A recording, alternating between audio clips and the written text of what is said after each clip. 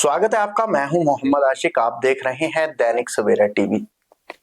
Dainik Savera TV के साथ विशेष चर्चा करने के लिए पूर्व संयोजक नशा निवारण बोर्ड से ओपी शर्मा हमारे साथ बातचीत करने के लिए मौजूद हैं।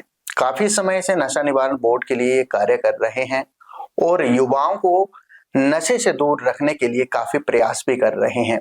हम इनसे जानेंगे कि आज का जो युवा है वो नशे की ओर लगातार बढ़ता जा रहा है।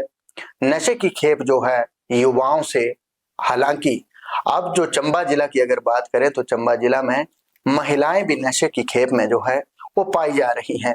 हम इनसे जानेंगे कि युवाओं को नशे से दूर रखने के लिए किस तरीके से सरकार को प्रयास करने चाहिए, पुलिस प्रशासन को प्रयास करने चाहिए, क्योंकि काफी वर्षों का इनका एक्सपीरियंस है।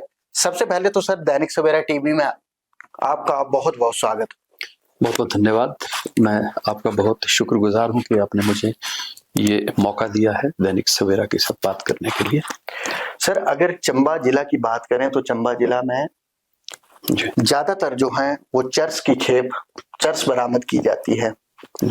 अब जो समय है, इस समय में चिट्टा जो है वो काफी ज्यादा मात्रा में फैल रहा है। हालांकि पिछले काफी वर्षों से देखा गया है कि चुरा से जो है महिलाएं भी चर्च के खेप के साथ जो है वो गिरफ्तार हो रही हैं। कैसे सरकार को नशे के ऊपर काम करना चाहिए, पुलिस प्रशासन को किस तरीके से काम करना चाहिए, आज तक का जो आपका एक्सपीरियंस है, आप एक्सपीरियंस शेयर करें। देखिए, कोई भी सरकार जब काम करती है तो अपने विजन के अनुसार काम करती है। जहां तक नशे की बात है तो मैं ये आपको अवगत कराना चाहता हूं कि इस प्रदेश में पहले से ही एकीकृत नशा निवारण नीति 2022 उपलब्ध है और सरकार वर्तमान में उस नीति को भी इम्प्लीमेंट कर रही है जी, लेकिन वो पीस मील में उसको इम्प्लीमेंट कर रही है। इसका क्रियान्वयन जो है, मैं हमेशा कहता हूं कि इसको हॉलिस्टिकली देखना चाहिए, कॉम्प्रिहेंसिव यानी कि समग्रता से इसको देखा जाना चाहिए जी। और इसके सिर्फ एक ही पहलू पे काम नहीं करना चाहिए। ये टारगेट ओरिएंटेड जो अप्रोच है ना, ये शॉर्ट टर्म अप्रोच रहती है जी। देखिए, पुलिस लगातार अपना काम, जब से एनडीपीएस एक्ट 1985 जो कानून है संबंधित, जब से वो एग्जिस्टेंस में आया है, अस्तित्व में आया है, तब से पुलिस अपना काम कर रही है। केंद्रीय सुरक्षा एजेंसीज भी इसमें काम कर रही है, राज्य की भी जितनी ऐसी एजेंसीज है वो काम कर रही है। सभी के अपना अपना स्टाइल है, अपना अपना तरीका है। और दूसरा ये है कि पुलिस के पास कितना स्ट्रॉन्ग मैकेनिज्म है, कितना मैन पावर है, कितना फंडिंग उनके पास मौजूद है, उनके पास कितनी तरह के कौन कौन से उपकरण उनके पास हैं या नहीं हैं, क्या सरकार ने वो सब मुहैया कराए हैं या नहीं कराए हैं, ये सब चीज तो सरकार को मालूम है। हम लोग लेकिन जहां तक अभी हम देख रहे हैं कि पुलिस कोई, जैसे कोई एक कहते हैं कि एक बहुत अपडेटेड तरीका जो है वो ड्रग लॉ इन्फोर्समेंट का कोई अभी देखने में कोई बहुत ज्यादा सामने आया नहीं है, कुछ एक केसेस को छोड़ करके जी। तो उसको अपडेट करने की आवश्यकता है। बहुत इंपॉर्टेंट है पुलिस कर्मी और हमारे जो पुलिस के अन्वेषण अधिकारी हैं और सुपरवाइजरी ऑफिसर्स हैं, जो गेजेटेड ऑफिसर होते हैं, उनको ओरिएंटेशन प्रोग्राम्स, उनके कैपेसिटी एनहांसमेंट प्रोग्राम यानी कि दक्षता यानी कि ट्रेनिंग, प्रशिक्षण के उनके कार्यक्रम निरंतर चलते रहने चाहिए और जिसपे बहुत पैसा खर्च होता है जी। अब जो चुनौतियां हैं, ये वो वाली चुनौतियां नहीं है जो पहले आप 2000 के पहले दशक में जब आप देखते थे कि साहब, है ना, ट्रेडिशनल तरीके से जिस तरह से तस्करी होती थी। आज मोबाइल है, आज इंटरनेट है, आज ईमेल है, आज टेलीग्राम है, आज व्हाट्सएप है, आज डार्कनेट है, आज डार्क वेब का जमाना है जिसमें 90% अपराध जो है उसके माध्यम से भी हो रहा है।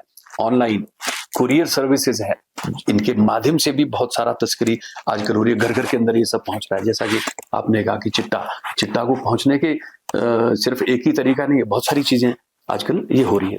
तो हमको वो सब चीजें करनी है, ये सब चीजें नहीं हो रही अनफॉर्चुनेटली, और पॉलिसी इसके ऊपर बहुत बोलती है लेकिन सरकार अभी इसको करने में सक्षम नहीं हो पाई है।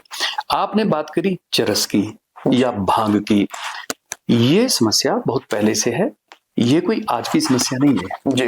और रही बात महिलाओं की, तो ओवरनाइट रातों रात पैसा कमाने की ललक यहाँ ज्यादा है, हो रही है। यहाँ नहीं, हर जगह पे ये।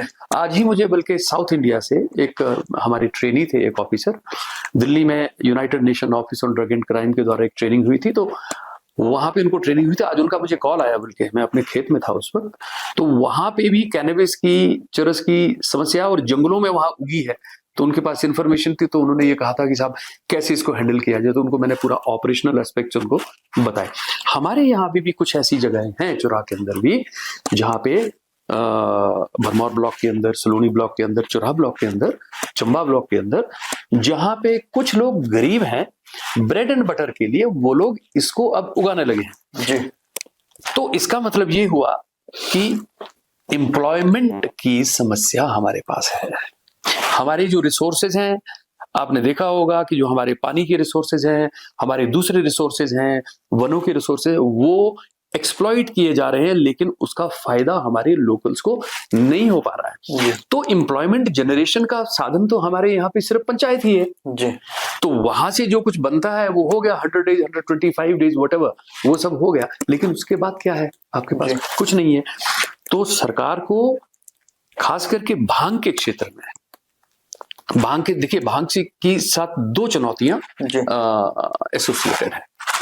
एक तो ये है चुराह के अंदर कि आप देखेंगे कि मनोरोगी बहुत हो रहे हैं हमारे चुराह से। लगभग देखिए, एक यहाँ पे मानव सेवा समिति भंजराड़ू है, जिन्होंने लगभग 15 ऐसे मनोरोगियों को, जो बिल्कुल पागल हो गए और सिर्फ चरस पीने की वजह से ही पागल हुए, ये भांग की समस्या है जी, उनको उन्होंने रिहेबिलिटेट करने की कोशिश करी है, अमृतसर और शिमला तक ले जा करके, है।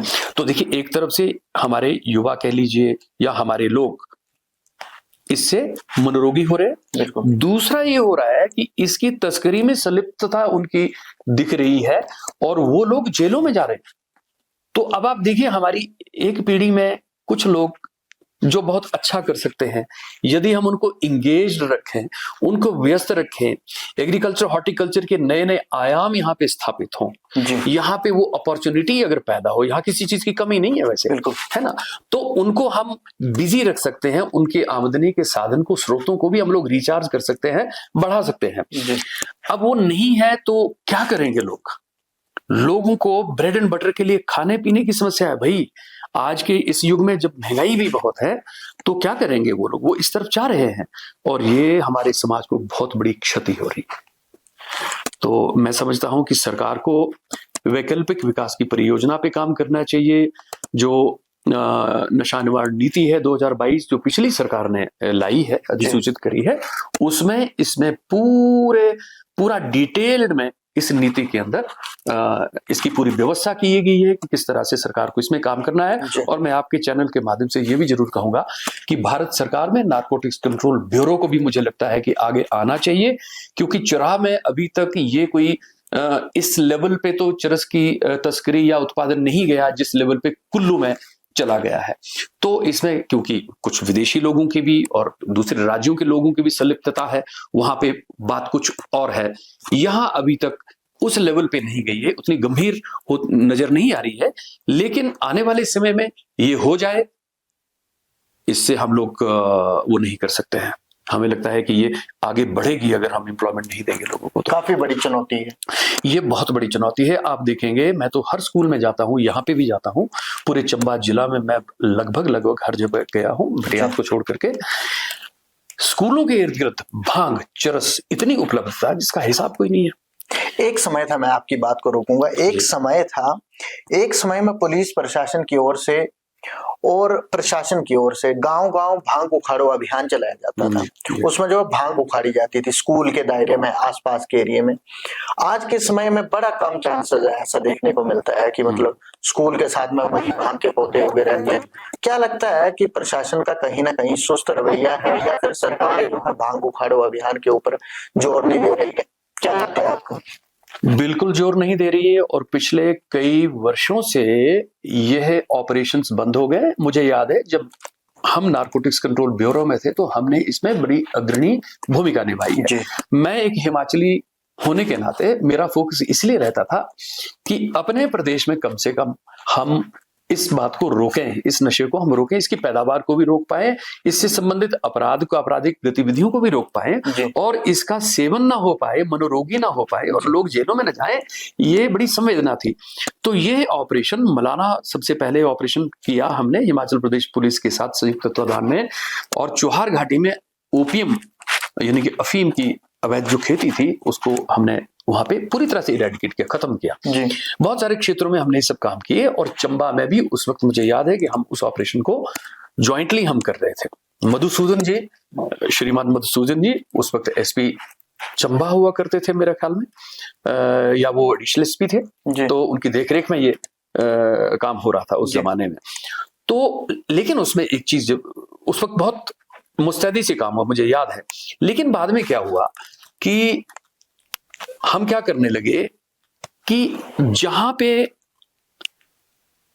चरस का कमर्शियल उत्पादन हो रहा है वहां हम नहीं गए, और हमने क्या किया कि सिंबॉलिक जिसे कहते हैं कि चलिए जी पंचायत घर के इर्द गिर्द हमने काट ली, बस स्टैंड के इर्द गिर्द हमने काट ली साहब, हमने कि थाने के इर्द गिर्द काट लिया है ना, या स्कूल के इर्द गिर्द थोड़ा सा है तो वो हमने काट लिया, ठीक है। तो ये क्या था, सिंबॉलिक था, एक बहुत बड़ी फिगर आ जाती थी, हमने इतने 1000 बीघा पे खत्म करी।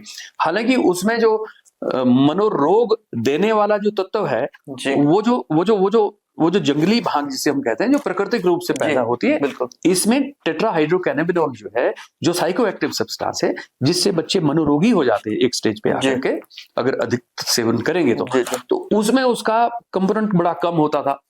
तो आप जो है सारा मैन पावर, इवन मनरेगा को भी उसमें लगाया गया, तो आपने उसको ध्वस्त किया। लेकिन जो असली माफियाओं के थे, यानी कि जो बड़े लोगों के थे समझ लीजिए, या जो कमर्शियली जो पंजाब में जाना है, इधर उधर जाना है, या यहाँ पे जिसका सेवन होना है और उसकी सेल परचेज होनी है और लोगों ने पैसे कमाने हैं, उस तरफ हमारा ध्यान नहीं गया, हमने उसको छेड़ा नहीं। यही कारण है कि आपने ठीक कहा, ये ढिलमुल रवैया ही आज हमें ले गया। और मैं अपने पॉडकास्ट में हर प्लेटफॉर्म में कहता हूं, हम चरस से चिट्टा पे यूं ही नहीं गए, क्योंकि हमने चरस को रोकने में हमने बहुत ढील दी है और उसको हम लोग नियंत्रित नहीं कर पाए। यही कारण है कि आज चुरा का नाम भी जो है वो पूरे प्रदेश में, देश भर में बदनाम हो रहा है, क्योंकि ज्यादातर हम भी जैसे जिला मुख्यालय में बैठते हैं तो लोग यही बात करते हैं कि चुरा के ज्यादातर लोग जो हो के साथ बरामद हुए हैं और जेल में कैद हैं। एक तो चुरा के ऊपर पिछड़ेपन का दाग लगा हुआ है, दूसरा चरस माफियाओं की वजह से जो है वो चुरा बदनाम हो चुका है। क्या लगता है चुरा इससे कैसे उबर पाएगा, और चुरा एक अपनी जो छवि है वो कैसे निखारेगा? देखो, मैंने तो जब नारकोटिक्स कंट्रोल ब्यूरो में था तब भी प्रयास किए थे हमने जी, और उसके बाद व्यक्तिगत तौर पे भी मैंने मलाना में भी मलाना विकल्प कोऑपरेटिव का गठन किया, चोहार में चोहार विकल्प का किया, चुराह के अंदर भी Churah valley alternative agro horticulture and development cooperative society, इसमें सारे रूल्स अमेंड करे।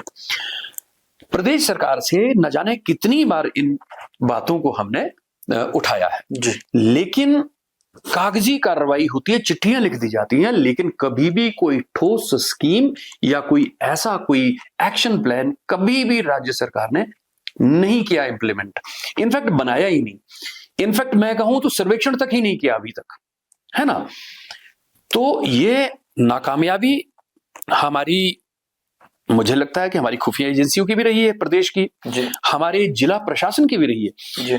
अब 2 जुलाई 2022 में एक डिस्ट्रिक्ट लेवल कोऑर्डिनेशन कमेटी का गठन करवाया, उसका अधिसूचना जिस वक्त मैं नशा निवारण बोर्ड का सलाहकार और संयोजक था, उस वक्त भारतीय जनता पार्टी की सरकार में ये हुआ। डीसी महोदय जो है, उपायुक्त महोदय उसके चेयरमैन हैं। स्टेट टैक्स एक्साइज जो कि प्रबंधन डिपार्टमेंट है, प्रबंधक डिपार्टमेंट है एनडीपीएस एक्ट का, इस कानून का, उसके जो डिप्टी एक्साइज एंड टैक्सेस जो कमिश्नर हैं, जो जिला स्तर पे बैठते हैं, वो इसके सदस्य सचिव हैं, और सारे एसडीपीओ, सारे एसडीएम्स इत्यादि, और drug controller not below the rank of inspector, drug inspector से ऊपर, ये सभी लोग जो है डिस्ट्रिक्ट कोऑर्डिनेशन कमेटी या समन्वय कमेटी जो है एनडीपीएस एक्ट पे, उसका गठन हुआ। वो मीटिंग्स हमेशा होती है, हम देखते रहते हैं सोशल मीडिया में, इधर उधर कभी न कभी अखबारों में आता है जी, लेकिन कोई भी एक्शन प्लान आज तक नहीं बनाया। मीटिंग्स होती हैं, अधिकारी जाते हैं, ट्रैवल करते हैं, वापस आ जाते होंगे, सब कुछ हो जाता होगा, लेकिन उसके ऊपर कुछ भी काम नहीं होता है, जिसे कहते हैं ग्राउंड लेवल पे कुछ हो ही नहीं रहा है। ये संवेदना न जाने कब आएगी। बहुत परेशान है हम लोग। चुराह का जो युवा भी है और चुराह के जो अभिभावक भी हैं बहुत परेशान है इस वक्त। गांव में देखिए क्या हालात है ना जी। कुछ जेलों में है, कुछ मनोरोगी हैं, कुछ पढ़ने से गए, 10वीं के बाद पढ़ ही नहीं पा रहे, कॉलेज में जाकर के पढ़ ही नहीं पा रहे, उनका परफॉर्मेंस लेवल इतना खराब हो गया है, परफॉर्म ही नहीं कर पा रहे हैं, मतलब स्टडीज में हो चाहे किसी दूसरे उसमें, स्पोर्ट्स में कुछ बहुत गिने चुने बच्चे आ रहे हैं। अदरवाइज यही तीसा भिंजराड़ू स्कूल है, यहाँ के बच्चे आपको याद होगा बहुत स्पोर्ट्स में बहुत ही अच्छा परफॉर्म करते थे, है ना, प्रदर्शन करते थे। आज वो थोड़ी चीजें गायब हो रही है ना।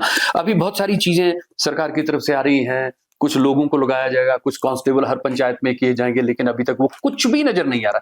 सिर्फ और सिर्फ अखबारों में और सोशल मीडिया में सिर्फ इसके ऊपर बातें हो रही हैं, है ना। क्रियान्वयन किसी भी चीज का नहीं हो। जब एक्शन प्लान ही अभी तक बनाया नहीं है, जब कोई योजना ही नहीं बनाई है, तो आप उसके परिणाम कहां से ढूंढेंगे?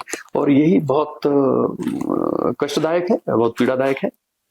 क्या लगता है फ्यूचर कैसा होगा हिमाचल का और चंबा जिला का फ्यूचर क्या होगा आने वाले समय में? क्योंकि अगर इस तरीके से अगर नशा माफियाओं के ऊपर या जो तस्कर हैं उनके ऊपर रोक नहीं लगेगी तो आने वाला समय कैसा रहेगा?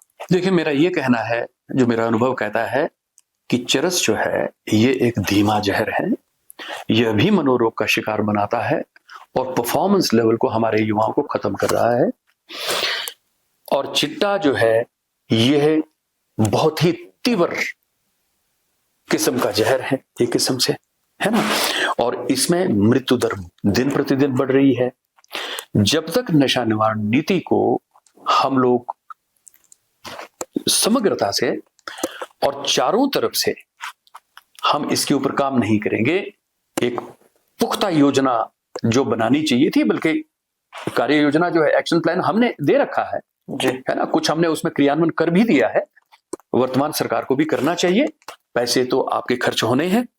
मैं हमेशा कहता हूं, आपके चैनल के माध्यम से भी कहूंगा, लगभग 100 करोड़ रुपए का बजट आपको सिर्फ और सिर्फ नशा निवारण के क्षेत्र के लिए एलोकेट करना चाहिए। आगामी बजट सत्र आने वाला है।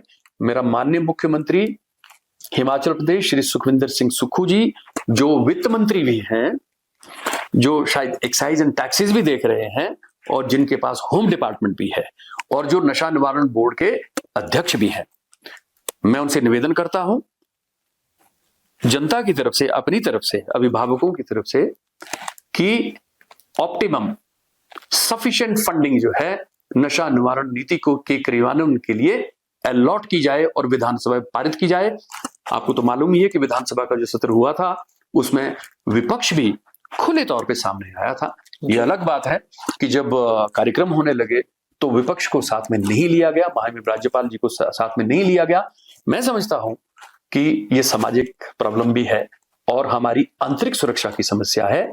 यह कहीं ना कहीं बड़े स्तर पे भी जुड़ी हुई है। आप जब कुल्लू और धर्मशाला की बात करेंगे, शिमला की करेंगे, तो इसको जो है समग्रता से और दोनों पार्टियां मिल करके, मुझे लगता है एकजुट होकर के इसे प्रदेश का समस्या वो करें। ये इसको किसी पार्टी विशेष की समस्या या उसको उस तरह से डील ना करें, तो तभी जाकर के ये संभव होगा, अन्यथा संभव नहीं है। फ्यूचर खराब होने के और भी बहुत ज्यादा चांसेस हैं। ये थे हमारे साथ बातचीत करने के लिए ओपी शर्मा, पूर्व सरकार में नशा निवारण बोर्ड के पूर्व संयोजक, जिनका कहना है कि हिमाचल प्रदेश सरकार को जो है वो नशा निवारण नीति के ऊपर काम करने की जरूरत है, तब जाके हिमाचल की दशा जो है वो बदली जा सकती है।